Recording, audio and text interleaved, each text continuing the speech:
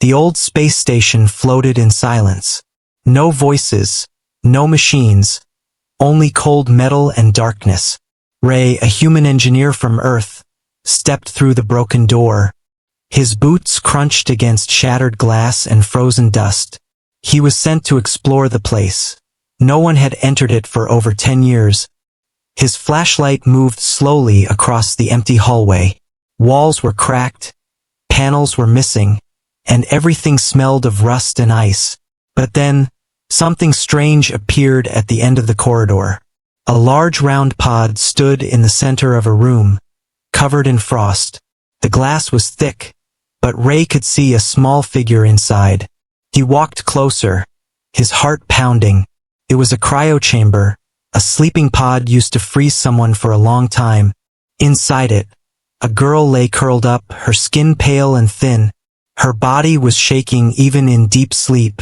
She looked young, small, and not human. Ray whispered, "What the hell?" He tapped on the control panel, trying to read the alien language. Took him a few minutes, but finally he found the translation logs. Her name was Lyra, and she had been frozen for 10 years. She was marked as abandoned low priority.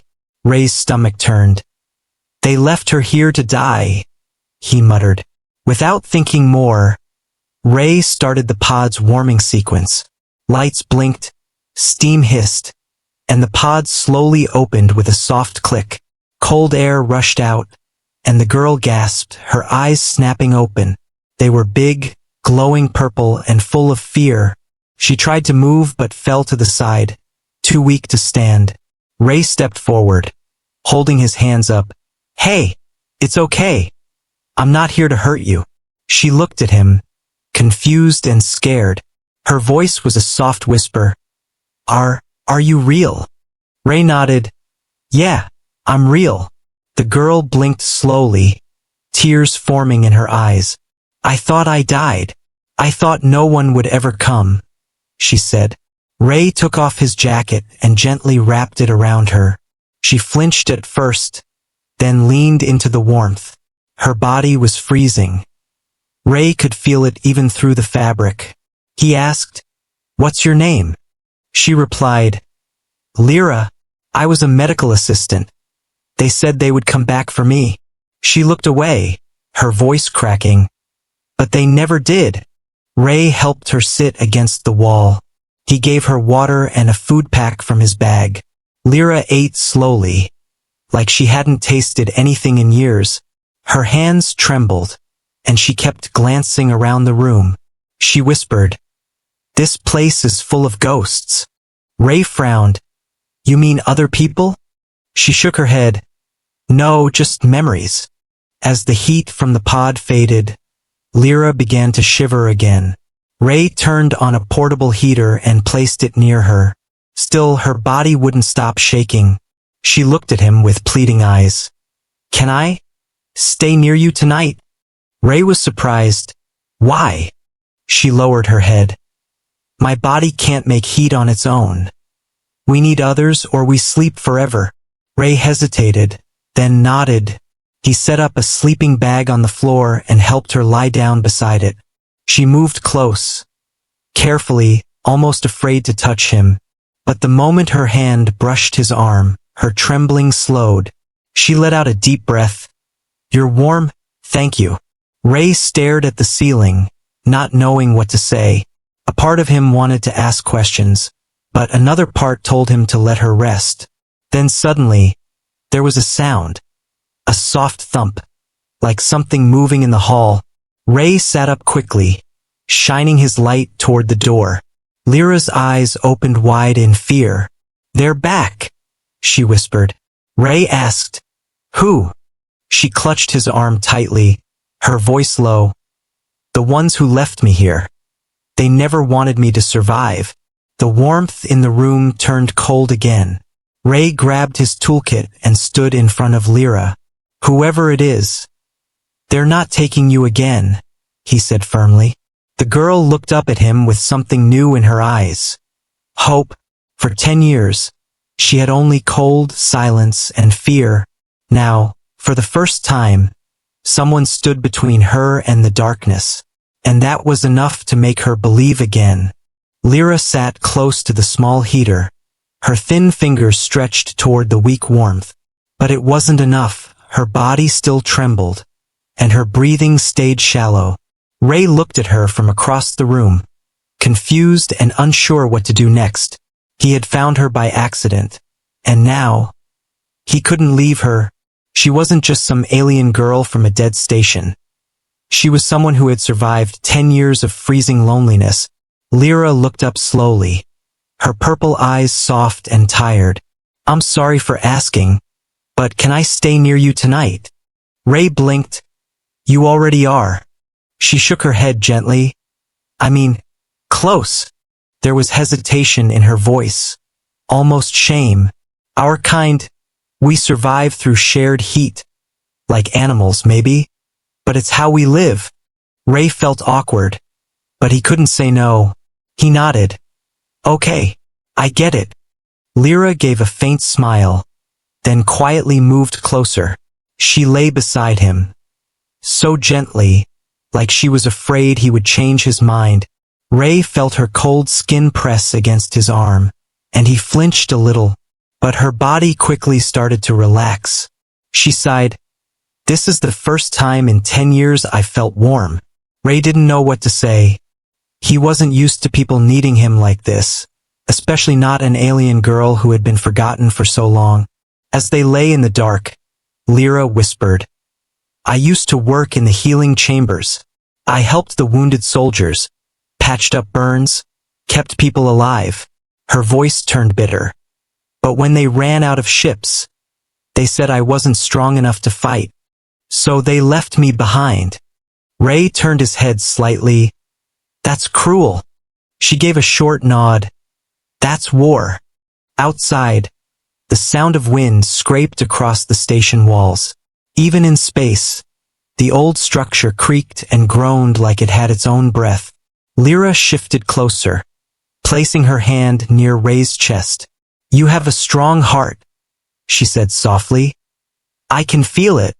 Ray gave a nervous chuckle. "Thanks, I think." Then the lights flickered. Ray sat up quickly, his hand reaching for the portable scanner. The energy readings were dropping, fast. Lyra gasped. "No, and not again." He checked the panel. The main reactor's failing. Backups not holding. Lyra pulled the blanket tightly around herself, her voice shaking. "If the heat dies, I'll go into shock. I won't wake up next time." Ray stood, thinking fast. There must be another room with emergency power. He looked down at her. "Can you walk?" She tried to stand, but her knees buckled. Ray caught her before she fell, her small body almost weightless in his arms. Without a second thought, he lifted her. "Then I'll carry you," he said firmly. Lyra was quiet as he moved through the station halls. Her head rested against his chest, her breath soft and tired. She whispered, "Why are you helping me so much?" Ray answered, "Because no one else did. And because you didn't give up." They reached the maintenance deck. Old emergency lights glowed faintly on the ceiling, casting shadows everywhere. Ray placed Lyra on a bench near a backup generator and flipped the switch. The heater roared back to life, filling the room with warmth.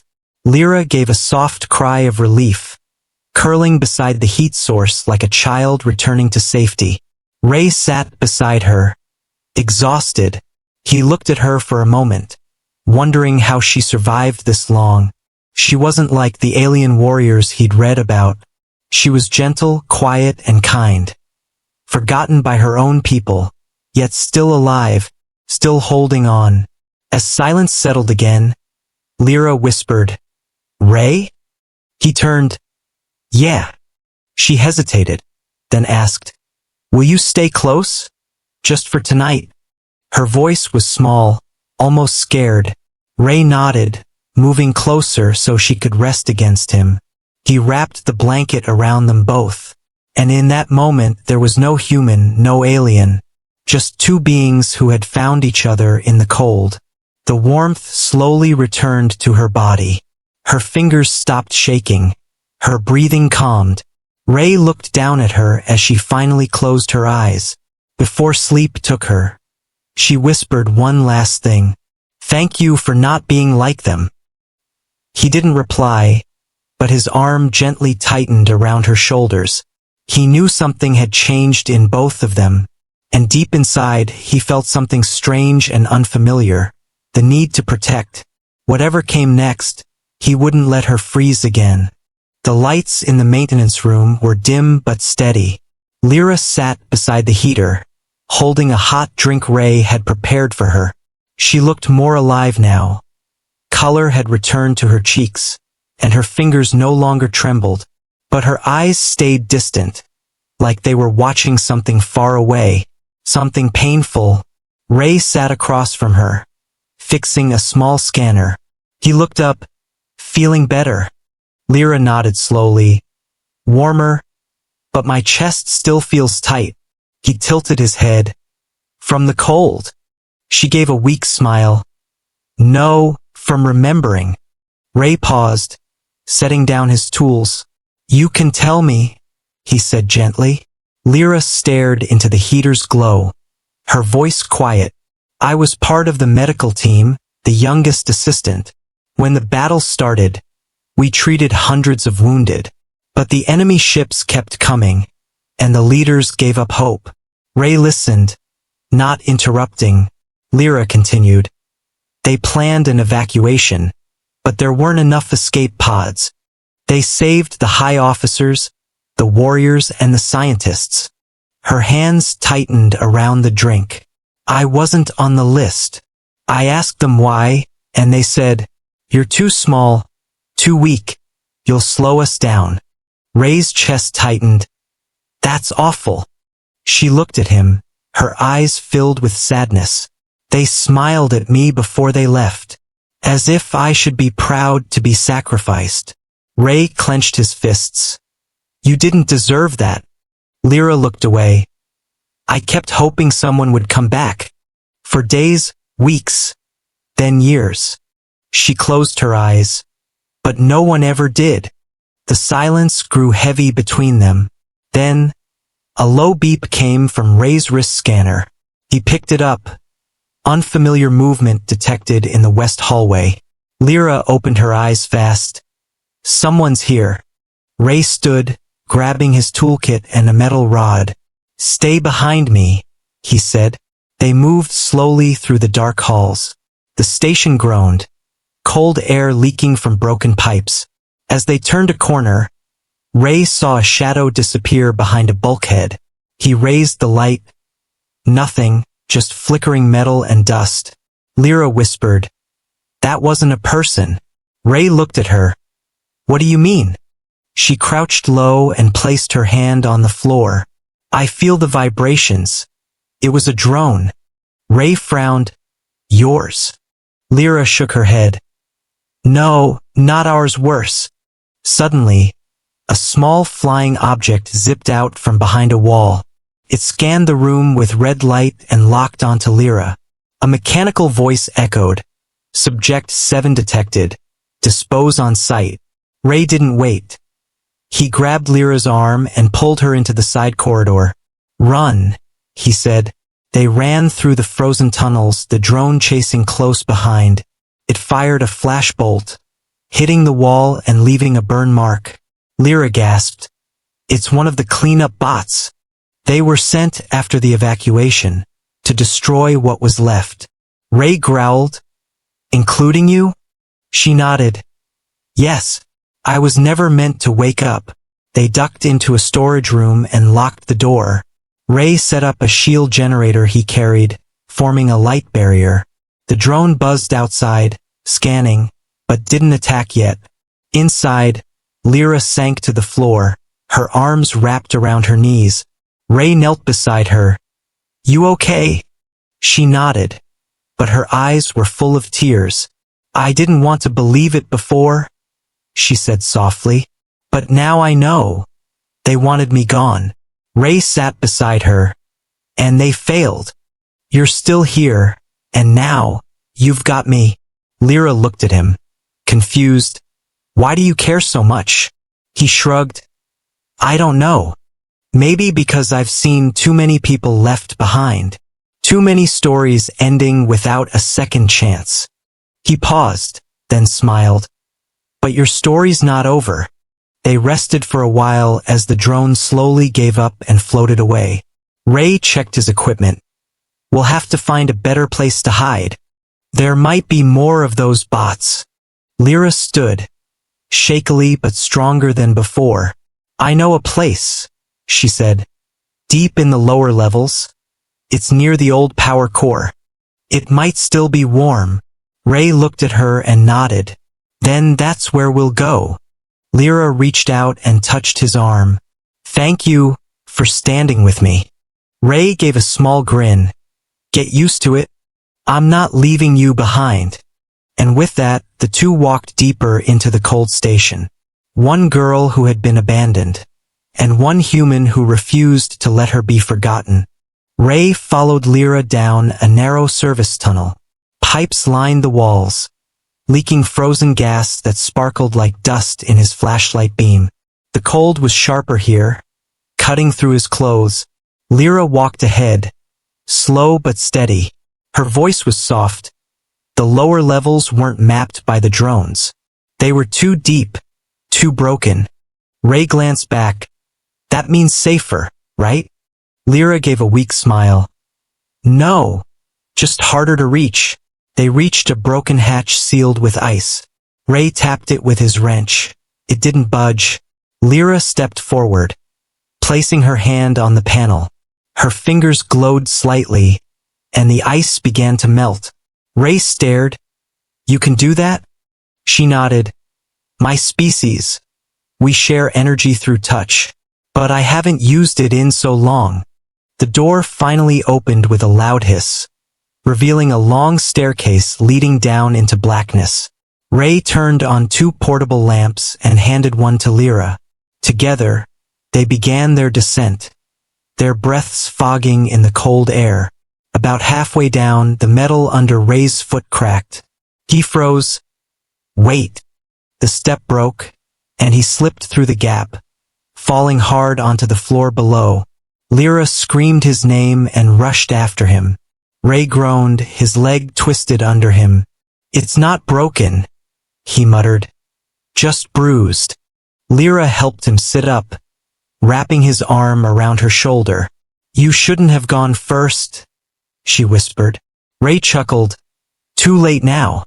They limped forward into the lower level. Here, the cold was worse. Ice covered the floor, walls, even the ceiling. Machines were frozen in time, half buried under layers of frost. Lyra looked around, her expression distant. I used to bring supplies here, before the war. This used to be warm, full of light. They reached the old power core chamber. The doors were sealed, but Lyra placed both hands on the panel. This time her hands glowed brighter, like small stars. The metal door groaned open, heat rushing out like a slow breath. Inside, red lights pulsed faintly from the core, still alive after all these years. Ray helped Lyra sit beside the heat vents. She sighed deeply, lying down on the warm metal floor. It feels like home, she whispered. Ray smiled, then sat beside her, stretching his aching leg. He looked around. This place. It's like a heart still beating. They rested there for some time, letting their bodies thaw. Ray leaned back against the wall, eyes half closed. Lyra watched him quietly. Then she said, Back when I was small, I used to dream of space. I thought I'd be part of something bigger. But I never dreamed I'd end up alone. Ray turned to her. You're not alone now. She nodded slowly. I know, and it scares me. Ray frowned. Why? She bit her lip. Because when someone stays close, it hurts more when they leave. Ray reached out and touched her hand. I'm not leaving, he said simply. Lyra held his hand tighter, her skin warm now, her eyes shining. Suddenly, the heat vents dimmed. The core let out a soft warning beep. Ray stood quickly, checking the nearby control panel. He read the alien code with difficulty. The energy's failing. It was never meant to last this long. Lyra stood beside him, worried. If this shuts down, everything goes cold again. Ray nodded. We need a way to restart the reactor. But the controls are in the upper command deck. That's back where the drones are. Lyra stepped back, her voice trembling. I can't go back up there. I can't. Ray turned to her. Then I'll go. You stay here, where it's warm.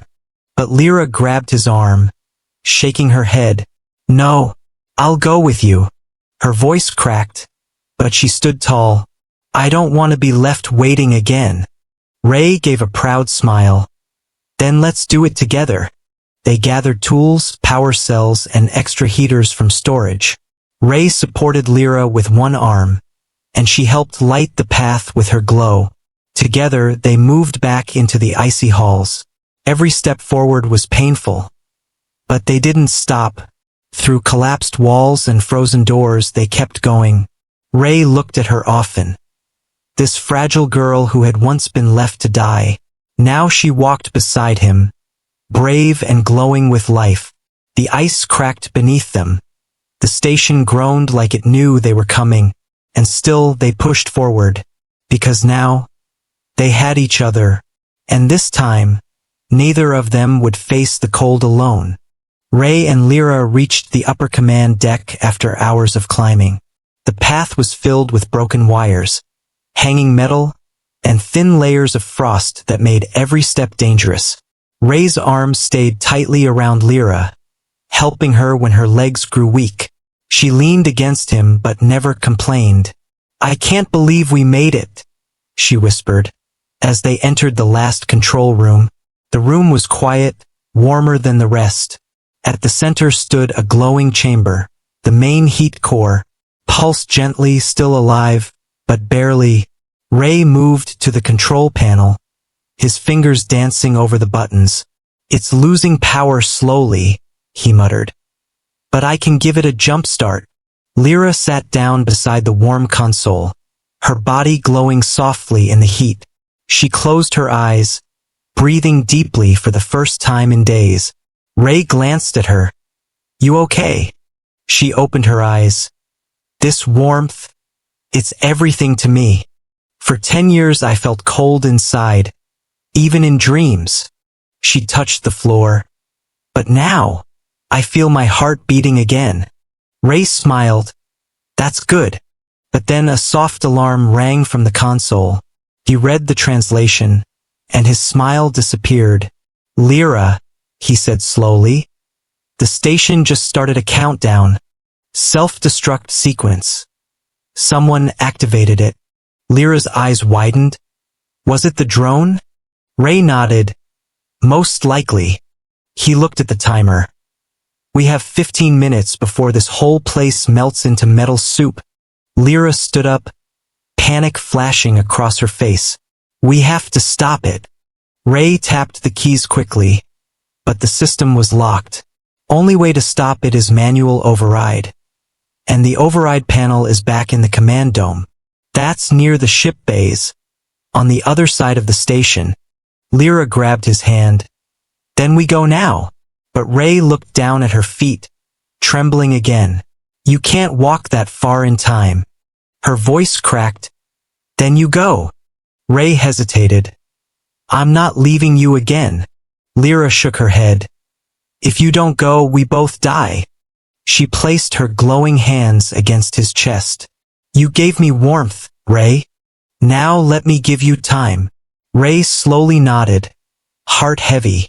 I'll come back, he said. I promise. Lyra smiled softly. I'll be waiting. He turned and ran, his boots hitting metal with loud thumps. Lyra stayed behind in the heat core room, her arms wrapped around herself. She watched the pulses of the energy coil, letting it keep her warm. But the warmth felt thinner now, like it knew time was ending. Minutes passed like hours. Lyra began to worry, her fingers curling tight. What if he didn't make it? What if she was forgotten again? Then, another noise, the power flickered, and the red lights glowed bright again. Lyra gasped. He did it. A loud voice echoed through the speakers. Self-destruct cancelled. Station stabilization in progress. Relief crashed over her like waves. She lay back on the floor, laughing softly, but her joy didn't last long, because another alarm began to ring. Air pressure dropping, core temperature failing. Lyra sat up, panic rising again. "Ray, where are you?" she whispered. The heater beside her died, and the chill began to creep in once more. She crawled toward the hallway, her legs too cold to stand, her vision blurred, and her hands lost their glow. "I can't sleep again," she whispered. "I can't." She reached the door and collapsed. The cold stole her breath. Her body began to go still just like the first time. Her eyes closed slowly, and she whispered, "Please come back." Then, warm arms lifted her. She gasped and opened her eyes. "Ray," she breathed. He held her tight, pressing his body against hers to share every bit of warmth. "I told you I'd come back," he said, voice shaking but strong. He carried her to the power coil, now glowing again, laid her beside it and wrapped both of them in the emergency blanket. Lyra cried softly, but her tears froze as they hit the floor. Ray kissed her forehead gently. "You're not dying here." Her body slowly warmed up again, her hands beginning to glow once more. She whispered, "You saved me twice." Ray smiled. "Then let's call it a habit." They stayed there, curled beside the core, two lives holding each other against the cold, two hearts beating side by side. In that moment, no war, no past, no pain mattered. There was only warmth, and the promise that she would never be alone again. The station groaned as systems rebooted. Lights flickered back on, casting a soft red glow through the hallways. Ray sat beside Lyra near the warm core, holding her gently.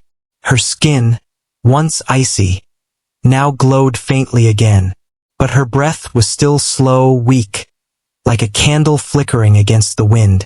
Ray brushed the frost from her face. "Stay with me, Lyra," he whispered. "I'm right here." She stirred slightly, her eyes fluttering open. "I thought I was falling asleep again." Ray smiled, though his heart still raced. "I said I'd come back." Lyra looked at him, her voice soft. "You always come back." Ray nodded. "Always." He checked the panel beside them. The core was stable again, but only for a short while. The station had taken too much damage, too many years without repair. Soon everything would shut down again, and this time there would be no backup. Ray stood and paced the room, thinking fast. He tapped his communicator, trying one more time to call his ship. Static answered, then, finally, a soft beep. A voice came through. "Explorer 1 to Ray. Do you copy?" Ray almost shouted. "Yes, this is Ray. I've got a survivor. Send help now." The voice replied, "Signal is weak, but we're tracking you. ETA 15 minutes. Ray turned to Lyra, who was trying to sit up. "Help is coming," he said with a big grin. Lyra blinked slowly. "Really?"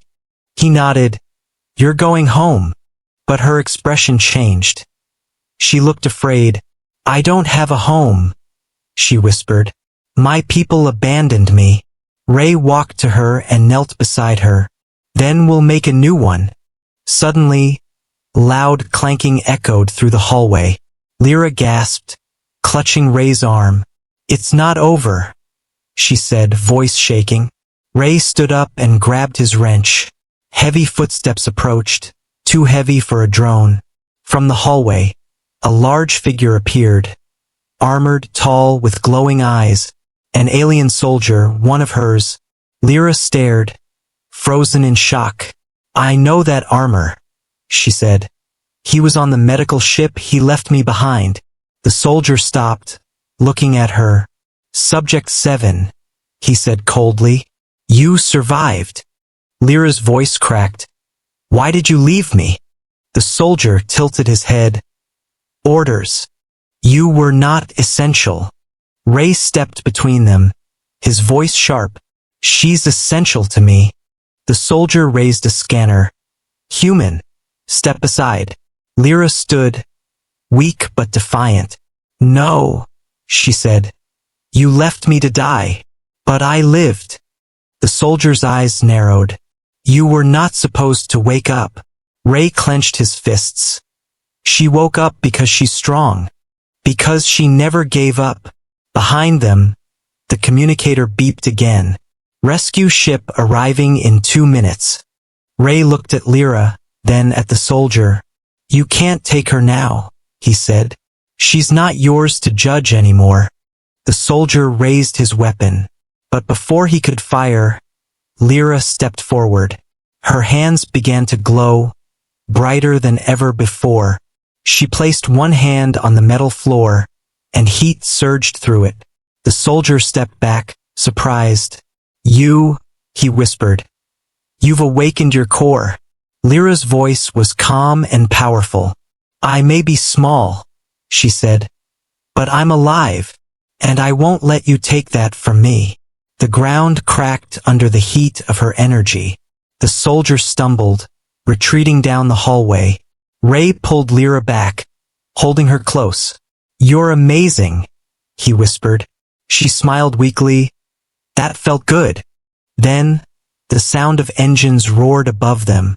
Through the ceiling panels, a rescue pod descended slowly. The human crew called out, We've got you. Stay where you are. Ray lifted Lyra in his arms, carrying her into the open hatch. The warmth inside the ship wrapped around them like a blanket. Medics rushed over, placing Lyra into a healing bed. She closed her eyes as warm air surrounded her. Her voice was faint. Ray. He leaned close. I'm here. Don't leave me, she whispered. Ray squeezed her hand. Never. As the ship pulled away from the dying station, Ray looked back one last time.